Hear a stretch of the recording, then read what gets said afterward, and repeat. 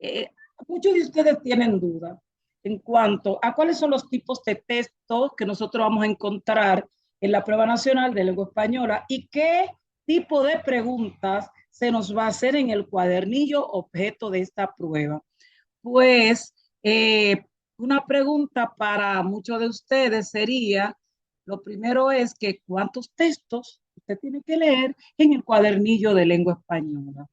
Pues vamos a leer entre 4 y 5 textos de diferentes tipos por su estructura y por el contenido que estos tienen. Eh, ¿Cuáles son esos tipos de textos? Vamos a empezar. Ojo, en el cuadernillo no van a aparecer en el mismo orden que la maestra Juana lo ha colocado acá. Por ejemplo, tenemos aquí el texto narrativo. Ya sabemos que los fragmentos de novela y las novelas completas, aunque en el cuadernillo no la vamos a encontrar completa, sino pedazos, fragmentos que los expertos en la prueba de español entienden que son primordiales, eso es lo que vamos a ubicar en en el cuadernillo. También puede aparecer relatos, cuentos, anécdotas, todo lo que se relacione con la narración, es decir, todo texto que empiece con un inicio, con un desarrollo, que ese desarrollo tenga una parte llamada nudo donde se complica la situación y un desenlace. También encontraremos los textos argumentativos. En cuanto a los textos argumentativos, su estructura se basa, ya lo sabemos, en una introducción donde generalmente se plantea la opinión, un ese desarrollo tendrá una serie de justificaciones para usted poder justificar la opinión que tiene de un tema determinado, generalmente un tema que es digno de debate, digno de discusión. Y por último, se hará la conclusión. En el texto argumentativo no hablamos de desenlace, sino de conclusión, que va a fortalecer lo que ya el autor ha dicho al inicio. Vamos a encontrar también que estos tipos de textos argumentativos pudiera ser un artículo de opinión, un editorial, es decir, la opinión del director del periódico, pero esencialmente nosotros vamos a encontrar, es muy probable, la tasa es alta, encontraremos ensayos. En el ensayo, un ensayo con un tema, por ejemplo, social. Puede ser un tema acerca de la familia, de la convivencia, de cómo prevenir la delincuencia en los jóvenes, etcétera, etcétera. Eh, Encontraremos también, estamos en el punto 3, un texto expositivo, es decir, se planteará de forma objetiva un tema y ahí podremos encontrar, por ejemplo, un texto que hable acerca de la temporada ciclónica. Por cierto, como las pruebas nacionales empiezan, se van a impartir en los meses de junio y agosto, estaremos en la temporada ciclónica. ¿Por qué los autores de las pruebas nacionales de lengua española específicamente no aprovechan el tema de los ciclones, de las tormentas para trabajar los textos expositivos? Lo van a hacer muy probablemente porque tradicionalmente estos temas de, forman parte de este tipo de textos. También veremos infografías, eso lo vamos a ver más adelante, que se lo voy a mostrar. Otro tipo de texto que se trabajará en la prueba nacional de lengua española es el texto poético, un poema, una poesía en la que el autor, el poeta, expresa sus sentimientos usando el lenguaje artístico, lo que le llamamos un tipo de lenguaje figurado. Dice una cosa, pero quiere decir otra. También en este tipo de texto podremos ver cómo los temas y las emociones se muestran a través de este tipo de construcción poética. Por ejemplo, tenemos las canciones, un poco difícil que aparezca una canción, pero sí encontraremos poesías, poemas, no le dirán cuáles otros textos ha escrito el autor de esta poesía. Lo que a los autores les interesa es que usted pueda determinar, por ejemplo, los recursos poéticos que utilice el autor. Me explico. Metáforas, personificaciones, comparaciones, repeticiones, si es un tema social que se está planteando, cuáles emociones, etcétera, etcétera. No te van a preguntar la parte teórica, sino ellos quieren cerciorarse de que tú manejes la estructura, el contenido y la intención del mismo.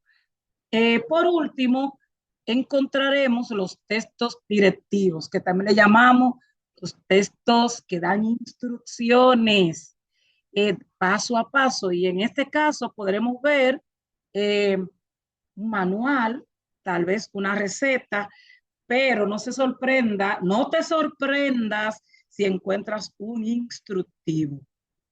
Pasamos a mostrarle ahora lo siguiente. Hay un elemento importante que es bueno que ustedes tengan presente. Jóvenes, maestros, a cada una de las preguntas o ítems que se van a formular en la prueba nacional de lengua española se van a relacionar con el texto que tú estás trabajando en ese momento. Si tú estás trabajando con un texto narrativo, las preguntas se van a centrar en los aspectos propios de este tipo de texto. Me explico. Eh, el lugar, el ambiente, las características de los personajes, preguntas clave, información clave que le interesa a los expertos que puedas responder. Bien, entonces, dicho esto, pasamos a lo siguiente. Lo que realmente le interesa a los expertos en la prueba nacional es utilizar los textos de lengua española como una excusa, como un pretexto para que, para medir, para cualificar, para evaluar tu nivel de competencia, qué tanto manejas los aprendizajes desde que iniciaste la secundaria, esencialmente el segundo ciclo. Y para eso te ponen los textos como una excusa para trabajar la parte teórica.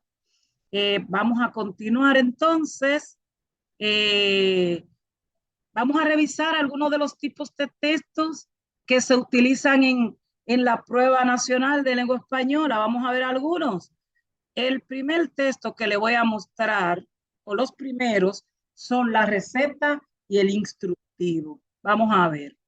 Son textos directivos, es decir, te van a dar una orientación directa, una serie de acciones que tú debes realizar de forma directa. Empecemos con la receta. Vamos a ver si la agrandamos un poquito. Ok, la receta. ¿Cómo hacer un muffin de chocolate?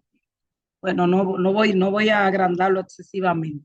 Aquí tenemos un elemento paratextual. Los elementos paratextuales no son más que las imágenes que colocan los autores como una especie de complemento del texto en cuestión. La introducción de la receta viene siendo prácticamente el título de la misma, y en este caso es muffins, ricos que son, de chocolate.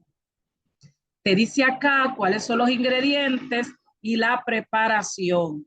Si te das cuenta, dice acá en la preparación, ojo con esto, precalienta el horno. El término precalienta, yo puedo decir precalentar, puedo decir precaliente para mantener un poquito de distancia, pero también puedo acercarme y puedo decir precalienta. Son verbos de instrucción. Cuando se dice tamiza, es decir, cuela la harina, también se dice vierte, no sé si se logra ver bien, espero que sí.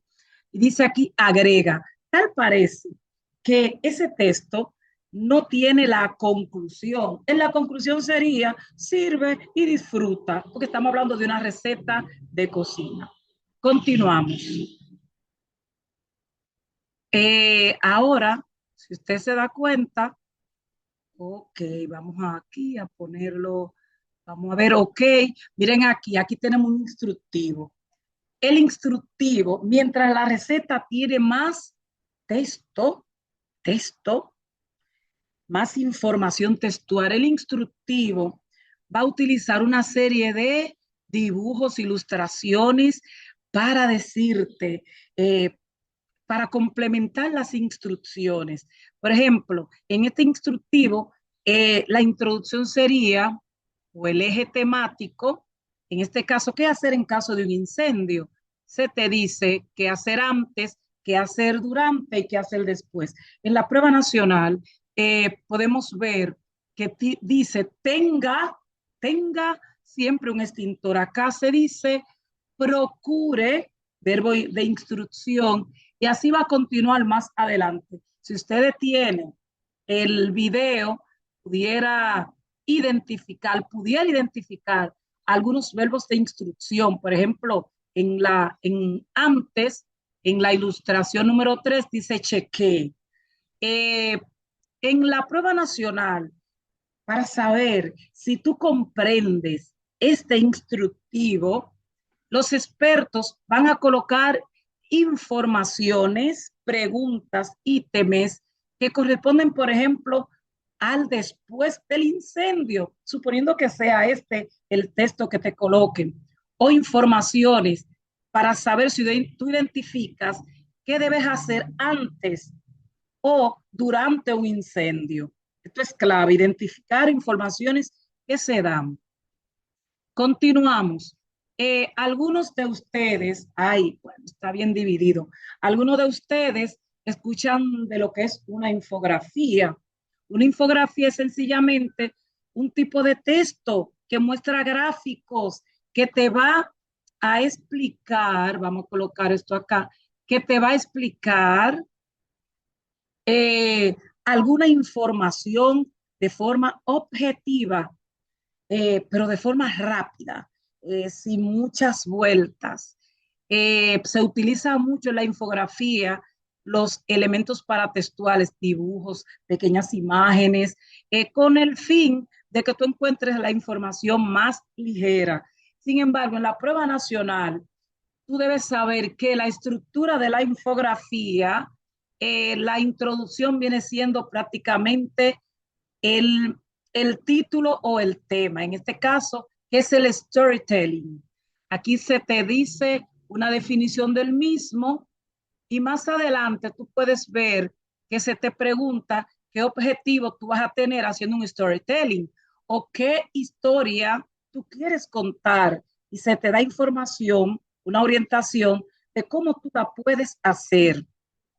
Ojo, en la prueba nacional de lengua española, estas informaciones que forman parte de la estructura van a ser utilizadas para que tú identifiques sinónimos, antónimos, para que tú puedas también ubicar informaciones clave dentro del texto, que puedas hacer comparaciones. Por eso es muy importante que leas con atención. Continuamos entonces con un tipo de texto que llamamos texto argumentativo. Ya habíamos dicho que el artículo de opinión y el ensayo constituyen textos argumentativos. En el texto argumentativo tenemos una opinión, pero no necesariamente la opinión siempre la encontraremos en la introducción. Por eso es que debe leer con atención. Es probable que la tesis, que también se le llama punto de vista, se le llama opinión, la encontremos al final, pero tal vez está al principio de la introducción. Se da una serie aquí estructuralmente, podemos decir 4 párrafos. En la prueba nacional te dicen el primer párrafo, ahí tú no tienes que buscar ni matarte, pero cuando dice en el primer párrafo, esos son informaciones para que tú la localices rápidamente. Vemos acá que tiene 4. En el primero podemos decir que la introducción, los dos siguientes, que sería exactamente el desarrollo, donde estarían los argumentos o justificaciones, y la última sería la conclusión. Deben fijarse bien, si en la conclusión al autor se le ocurrió colocar la opinión para cerrar de esta manera. Vamos a continuar. Antes de pasar a la siguiente presentación, siempre comparen la introducción del texto, en este caso del texto argumentativo, con la conclusión para que puedan establecer una comparación.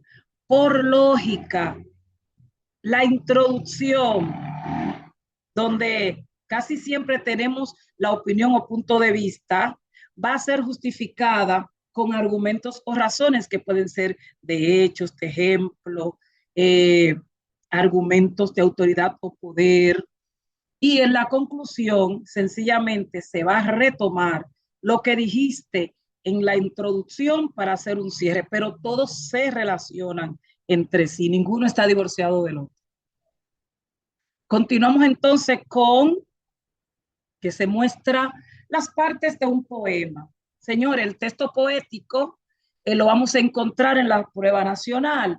Todo texto poético se va a estructurar por estrofas, que son grupos de versos, y por los versos, lógicamente. No todos los poemas tienen rima.